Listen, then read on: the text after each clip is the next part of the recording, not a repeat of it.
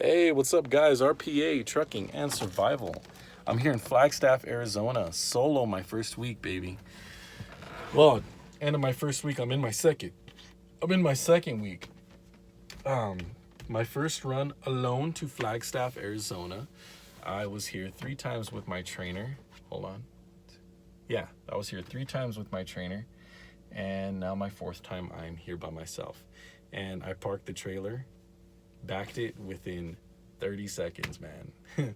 Really getting this. I'm excited. Dude, if your backing is spot on and on point, you're gonna be fine. You have nothing to worry about. Take the extra time when you're training with your trainer, and once you park the container once, go park it again, go park it again, go park it again. You got nothing but time. He's banking because he's training you, or she, and so do it. Take advantage of that time. You're going to be making that set $600 a week, so use that entire time to get your backing in. Work on it, man. Especially if you're running port, there's going to be a lot of opportunity there in Phoenix, Arizona. I mean, my first night I backed a container once, did fine. Second night I parked it, then I parked it again, did it twice, just for practice. And then the third night I did about three times, which is the video I uploaded, backing into a super tight space. We're talking there was literally no space to walk on one side, and on the other side there was about enough space for you to turn sideways and walk down the side of the container. So that was pretty cool. That was like my 4th or 5th time backing for me. I'm blessed. I'm really I guess genetically, because my dad was a trucker. He retired from UPS, so it's in my blood already, I guess. So yeah, no issues. Parked the container like nothing today. I'm still stoked about it. Just right inside, man. So here I am at Flagstaff. I'm waiting to pick up a load tomorrow, and I am in my sleeper berth right now. Look, right there's the Zonar, and as you can see right here, I don't know, can you see that? It says sleeper berth status. So I drove for a total of, see if I can show you guys here this thing. So I had an hour and 24 minutes left to drive by the time I got here, and 2 hours and 4 minutes left on my work clock. That's the 14-hour clock and the 11-hour clock. You cannot drive past either one of those clocks. So when you set yourself into yard move or off duty, or into yard move, it takes from your work clock, your 14-hour. And then when you're driving, anytime you're in drive, it takes from your 11-hour. So that's how that works. Pretty simple. So yeah, man, today is Monday, tomorrow is Tuesday. Now these Flagstaff runs I've mentioned in other videos, they pay $350 round trip. So the way I'm having it worked out with my DM is I do 2 Flagstaff runs, sometimes 3 a week, if there are no Lebec runs. Lebec is about 50 miles, I think, past Santa Clarita, or 40, something like that. Might even be 35, I forget. Anyway, the way I figure it in is, I do 2 Flagstaff runs a week plus the Lebec run. Flagstaff, I'm usually home and the next day. So when I leave, I come back the next day. Good to go. So 350 plus 350. That's, $700. And then the Lebec runs pay $120 round trip. So like what I'm going to do is start like at midnight on Friday.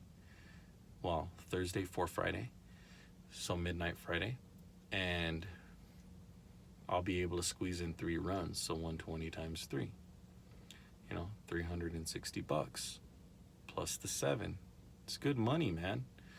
I'll be able to take home $750 or somewhere around there. So it's great. I've heard a lot of things about people not being able to make money, and honestly, dude, the only way I can see you not making money in this is by being lazy. During your work week, when your 10-hour clock is up, get out there and run, you know, make it happen. Run, run, run, run, run. And know what to run and when to run. Okay? Know where you're going, especially. So I just don't understand how you can't make money in this business. I just don't get it.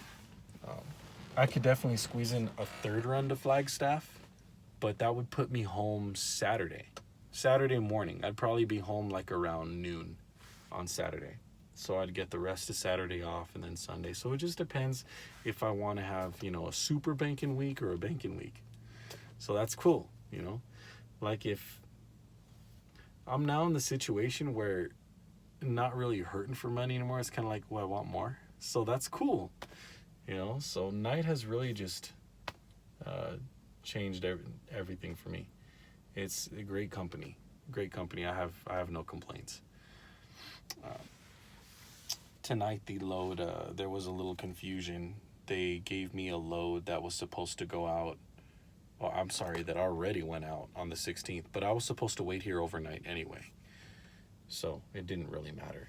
And, you know, as soon as you get to your shipper, you have to do on the Zonar, you just put arrive at shipper, and then they pay you for your wait time. So I'll make like an extra $80 on top of my trip just for having to wait. So to me, it's kind of worth the $80. You know, every time I come here, I expect to stay overnight anyway. So who cares? What's the big deal? I'm bobtail right now, so my clock is gonna be good to go again, like at 7:30, 7:15, somewhere around there. And then I'll bobtail back over and see what the hell it is they got going on over there, if the container's ready or what. So we'll see. Anyway, this is my first day of week 2 solo. Week 1, I started on Tuesday. I had to go and pick up my truck, which is the video that you saw with me and Charlie Boy that I made last week on Tuesday. Or actually, no, we were headed back already 2 weeks ago. I believe it was on Friday we were headed back. And I made that video. Charlie was driving, I was passenger, and I made a quick video about, you know, making money and all that stuff. So check that one out. Like, comment, and subscribe, man. Don't forget to do that. And hit the bell so you can get notifications on future videos. So do that right now, guys. And I'm going to be throwing out some more tips and how-tos and all that stuff. Today I had to drop the airbags to get up under the chassis that I took to the port that I brought here to Flagstaff, because I guess where the last driver dropped that chassis, you know, it was a little too high.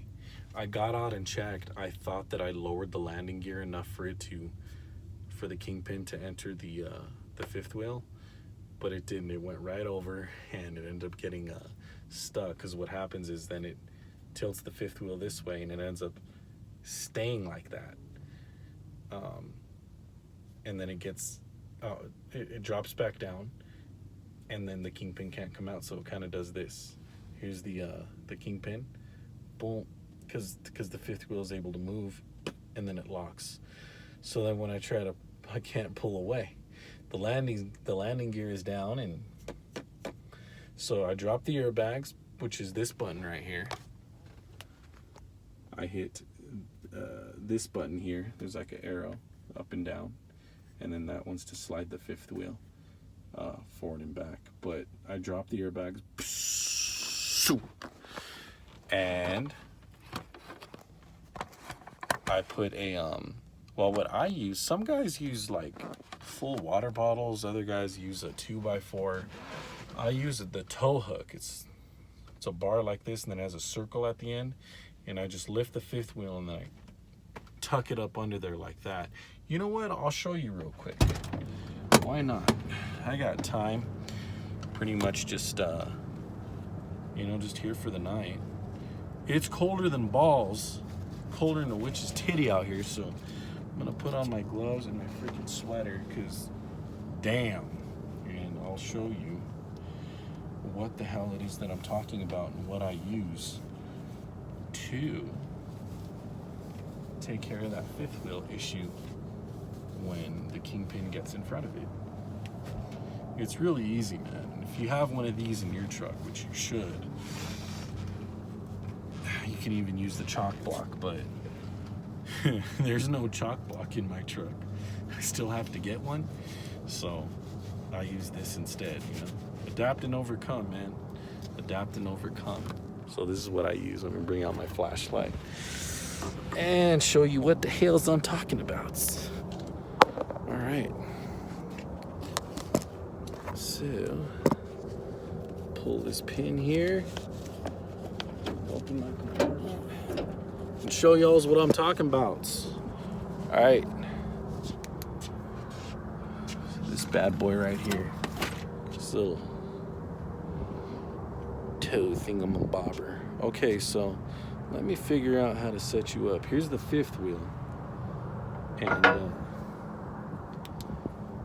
so what I'm talking about here is this. Let me figure out a way to set you up. There you can see. So the fifth wheel here, see that? So when the kingpin comes over, it hits the top of that fifth wheel, comes forward, kingpin's still on top, and once it passes it, bam, the fifth wheel drops, kingpin stuck. I get in, I drop the airbags, the tractor lowers itself, I pick up the fifth wheel, and I wedge this.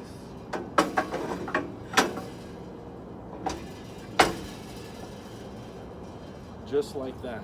Now I'll show you what it looks like. That's what I use right there. See that? Right there on the base. This is the base. This is the frame. Okay? Fifth wheel, skid plate, fifth wheel assembly, skid plate, base, frame. So there, see how that fits in? Fits in real nice. Then I just, boom, see how it just falls back into place like that? So that's how that works. Yeah. So, because it takes forever, man, to put the landing gear on the trailer in the low gear and to get it high enough to clear. Screw that, man. Drop the airbags, wedge that fifth wheel, pull forward, pull it out, get out, lower the landing gear because it needs to come lower,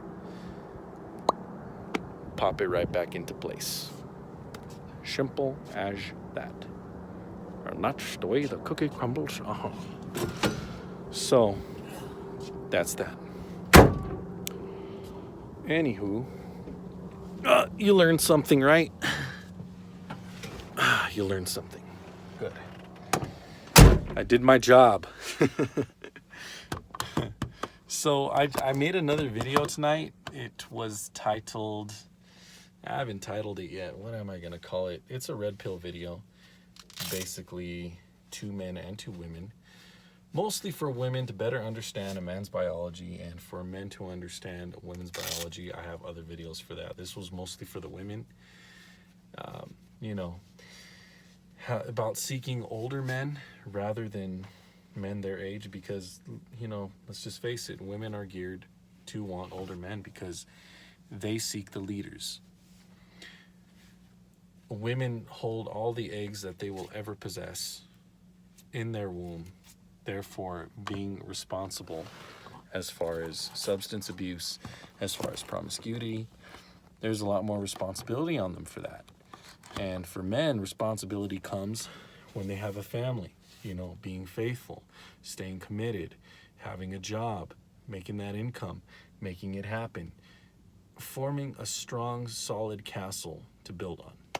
So, anyway, this isn't a red pill video, but I'm going to be uploading that, just letting you know. Like, comment, and subscribe, and stay tuned for future videos. Make sure that when you subscribe, though, that you hit all so you can get every notification on new ones that I make. So, RPA Trucking and Survival. Thanks for coming back, guys. If you're new, subscribe. comment. My new recruits, congratulations. Ruben is already on his way, man, getting into his own truck. Oh, I'm sorry, starting training. And Jason is also finishing his school up. So congratulations, guys. You are on your way, man. RPA Trucking and Survival. I'm going to bed. See you on the road.